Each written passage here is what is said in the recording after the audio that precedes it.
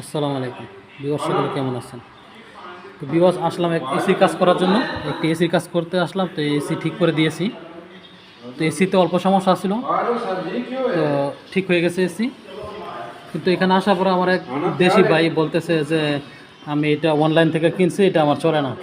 ঠিক আছে, এটা হলো একটা জোশ মেশিন আর কি, ব্যাটারি চার্জারের। তো এটা মূলত উনি কিনে আনছে প্রায় এক সপ্তাহের মতো হয়েছে, কিন্তু এখনও চালাইতে পারে না, চলে না। তো বলছে যে ভাই এটা দেখেন, ঠিক করে দেন। ঠিক করতে পারেনি, দেন। তো এটা আমি খুললাম এখন। এটা খোলার পরে দেখি যে ভিতরে একটা সেফটি বাল্ব আছে। টিপ দিলে একটা লাইট উঠে, লাইট জ্বলে, যে টিপ দিই একটা লাইট জ্বলে লাল।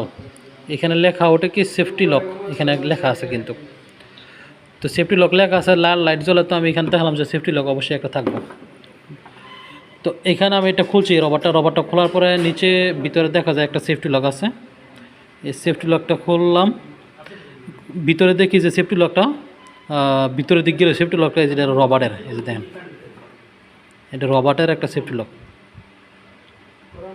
তো এটা ভিতরের দিক বাঁকা হয়ে ভিতরের দিক গিয়ে রয়েছে, যার কারণে এটা চলে না। তো আমি একটু টেস্টার দিয়ে একটু কাঁচা দিলাম, এবার রবারটা বাইরে হয়ে গেছে।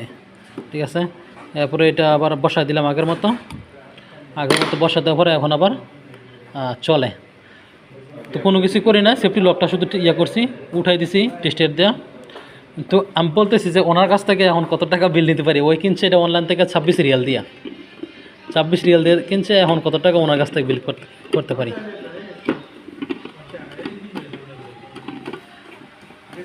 এটা আমার এই দেশি ভাইয়ের, सेब काट के थोड़ा सा दूध डाल के